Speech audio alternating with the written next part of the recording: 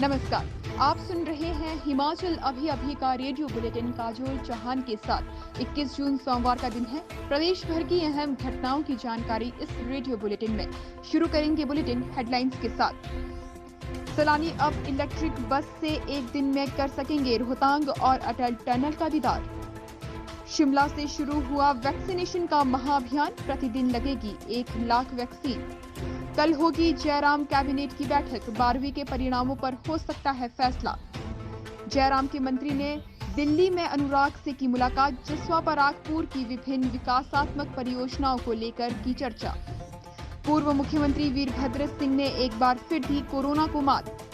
पर्यटक कर पाएंगे कालका शिमला रेलवे ट्रैक का सफर, आज से दौड़ी 4 ट्रेनें। जनता का काम लटकाया तो खामियाजा भुगतना पड़ेगा, मंत्री की अधिकारियों को नसीहत। कोरोना के इस दौर में हमारा आपसे आग्रह है कि एहतियात के 3 आसान नियमों का पालन करें। मास्क पहनें, सोशल डिस्टेंसिंग के लिए 2 गज की दूरी बनाए रखें और बार बार हाथ व मुंह साफ करते रहें। इसके अलावा अपनी बारी आने पर कोरोना का टीका अवश्य लगवाएं। और अब समाचार विस्तार से। 13,050 फीट ऊंचे रोहतांग दर्रे में बर्फ के बीच मस्ती करने के लिए अब सैलानियों को ज्यादा जेब ढीली नहीं करनी होगी। हिमाचल पथ परिवहन निगम कुल्लू ने सोमवार से एक इलेक्ट्रिक बस शुरू कर दी है, जिसका किराया 600 रुपए प्रति सवारी रखा गया है। अब सैलानी रोहतांग में बर्फ के साथ 9 से अधिक किलोमीटर लंबी अटल टनल रोहतांग को निहार सकेंगे। बस सेवा शुरू होने से सैलानियों को काफी सुविधाएं मिलेगी। इससे पहले रोहतांग जाने के लिए उन्हें टैक्सी का ज्यादा किराया अदा करना था। गौरतलब है कि 2 साल पहले भी निगम ने इलेक्ट्रिक बस सेवा मनाली से रोहतांग के लिए आरंभ की थी, लेकिन कोरोना काल के चलते ये सेवा बंद रही। सोमवार को पर्यटकों को लेकर एक बस रोहतांग दर्रा भेजी गई, जबकि मंगलवार से हर रोज 3 इलेक्ट्रिक बसें भेजी जाएंगी। रोहतांग की पार्किंग में बसें 2 घंटे तक रुकेगी। इस बीच सैलानी बर्फ में मस्ती करने के साथ साहसिक गतिविधियों का भी आनंद ले सकते हैं। इसके बाद बस रोहतांग के कोकसर बाजार पहुंचकर गुफा होटल की ओर निकलेगी। यहां से अटल टनल नॉर्थ पोर्टर से होकर सैलानी मनाली तक छोड़े जाएंगे। हिमाचल में सोमवार से एक बार फिर से अंतर्राष्ट्रीय योग दिवस के अवसर पर कोरोना से जीतने के लिए महाअभियान शुरू हुआ है।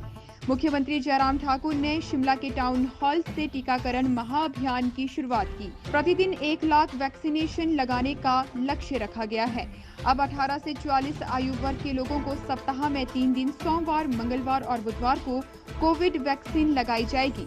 25 जून तक जनजातीय क्षेत्रों में 100% टीकाकरण किया जाएगा। इस अवसर पर मुख्यमंत्री जयराम ठाकुर ने पत्रकारों से बातचीत के दौरान कहा कि अंतर्राष्ट्रीय योग दिवस के अवसर पर देश के प्रधानमंत्री नरेंद्र मोदी ने 18 से 44 वर्ष के आयु वर्ग के लोगों के लिए महाअभियान की शुरुआत की है। 25 जून तक हिमाचल प्रदेश के जनजातीय क्षेत्रों में 100% लोगों को कोरोना वायरस की पहली डोज लगाने का लक्ष्य रखा गया है। जयराम कैबिनेट की बैठक मंगलवार को पीटर हॉफ में होगी। पहले कैबिनेट की बैठक 23 जून को तय की गई थी, लेकिन अब इसमें बदलाव किया गया है। भाजपा के होटल पीटर हॉफ में 3 दिनों तक चले मंथन के बाद होने वाली इस बैठक में कई मायने से महत्वपूर्ण मानी जा रही है। कैबिनेट बैठक में उन मुद्दों पर भी चर्चा हो सकती है जो 2017 के प्रत्याशियों की बैठक में उठाए गए थे। हिमाचल कैबिनेट की बैठक में विभिन्न विकासात्मक मुद्दों पर भी चर्चा हो सकती है। आने वाले उपचुनावों को लेकर भी कैबिनेट में चर्चा होने की उम्मीद है। साथ ही 12वीं कक्षा के परिणामों को लेकर भी कैबिनेट में फैसला हो सकता है।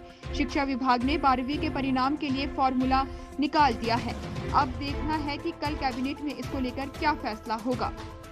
हिमाचल की जयराम सरकार में उद्योग मंत्री बिक्रम सिंह ठाकुर ने आज नई दिल्ली में केंद्रीय वित्त एवं कॉर्पोरेट मामले के राज्य मंत्री अनुराग ठाकुर से भेंट कर प्रदेश और अपने विधानसभा क्षेत्र जसवा परागपुर की विभिन्न विकासात्मक परियोजनाओं को लेकर चर्चा की। उन्होंने राज्य मंत्री से इस परियोजनाओं से संबंधित मामलों को शीघ्र स्वीकृत के लिए विभिन्न केंद्रीय मंत्रालय के समक्ष उठाने का आग्रह किया। उद्योग मंत्री ने जसवा परागपुर विधानसभा के मुद्दों पर चर्चा करते हुए राज्य मंत्री को अवगत करवाया कि क्षेत्र में विभिन्न खड्डों के बाढ़ सुरक्षा और कटाव रोधी उपाय के लिए 505.71 लाख की विस्तृत योजना रिपोर्ट मंत्रालय को सौंपी गई है, जिसकी स्वीकृति अपेक्षित है। उन्होंने अनुराग ठाकुर से इस मामले को केंद्रीय सरकार से आगामी कार्रवाई के लिए उठाने का आग्रह किया। उन्होंने ठाकुर से पंजाब नेशनल बैंक प्राधिकरण को चिनौर गांव में अपनी शाखा और एटीएम खोलने के निर्देश देने का भी आग्रह किया।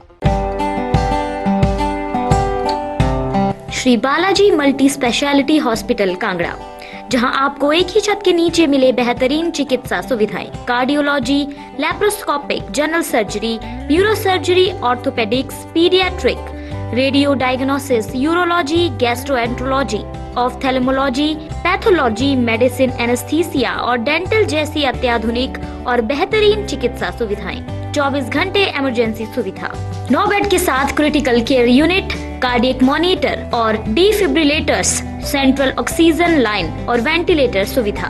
हिमाचल प्रदेश के सबसे बड़े निजी स्वास्थ्य सेवा प्रदाताओं में से एक Shri Balaji multi speciality hospital Kangra राष्ट्रीय स्वास्थ्य बीमा योजना के साथ सूचीबद्ध Shri Balaji multi speciality hospital Kangra BPL परिवारों के लिए अस्पताल में कैशलेस भर्ती होने के साथ ही ईसीएच की भी सुविधा। हमारा पता Shri Balaji multi speciality hospital, Balaji Vihar, Ujjain, Kangra. संपर्क करें 9218411108 पर। Shri Balaji multi speciality hospital Kangra.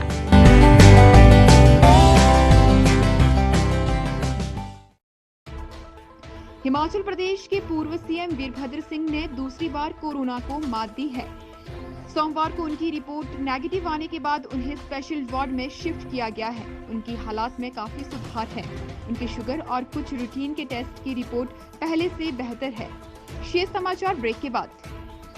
उनके पुत्र व हिमाचल ग्रामीण से विधायक विक्रमादित्य सिंह ने अपने फेसबुक पेज पर वीरभद्र सिंह की फोटो शेयर कर उनकी सेहत में सुधार होने की जानकारी दी है।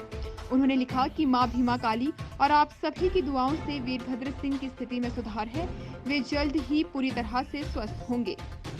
कालका शिमला रेलवे हेरिटेज ट्रैक पर करीब 1.5 माह से भी लंबे अंतराल के बाद आज से 4 ट्रेनों का संचालन शुरू हो गया है।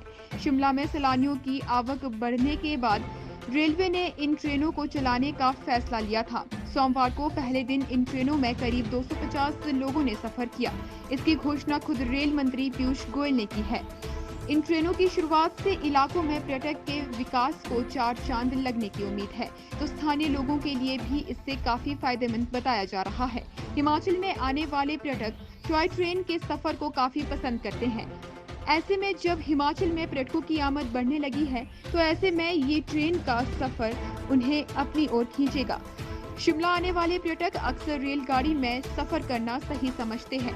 हालांकि ये सुहाना सफर सड़क मार्ग की तुलना में लंबा है, लेकिन हेरिटेज ट्रैक की खूबसूरती निहारने की लालसा में पर्यटक रेलगाड़ी में सफर करते हैं। हिमाचल प्रदेश के पटवारियों के खाली पदों को भरने की प्रक्रिया जारी है। जल्द ही राजस्व विभाग में पटवारियों के 550 पद भरे जाएंगे। ये बात करसोग विधानसभा क्षेत्र में विकास कार्यों की प्रगति की समीक्षा के दौरान जल शक्ति महेंद्र सिंह ठाकुर ने कही। जल शक्ति मंत्री ने सभी अधिकारियों को जनहित में पूरे संपन्न व गति से काम करने की नसीहत दी। उन्होंने चेताया कि काम को टालने और बहानेबाजी की प्रवृत्ति नहीं चलेगी। जो अधिकारी जनता की समस्याओं को अनसुना करता है, उन्हें उसका खामियाजा भुगतना होगा। उन्होंने कहा कि करसोग के अपने पिछले के दौर के दौरान लोगों से मिली शिकायतों को लेकर जल शक्ति विभाग के एक अधिकारी के खिलाफ सख्त कार्रवाई की गई है। आगे भी जनता के काम को टालने वालों को बख्शा नहीं जाएगा। चलिए फिलहाल के लिए बस इतना ही। कल फिर मुलाकात होगी। आप रखिए अपना ख्याल। नमस्कार।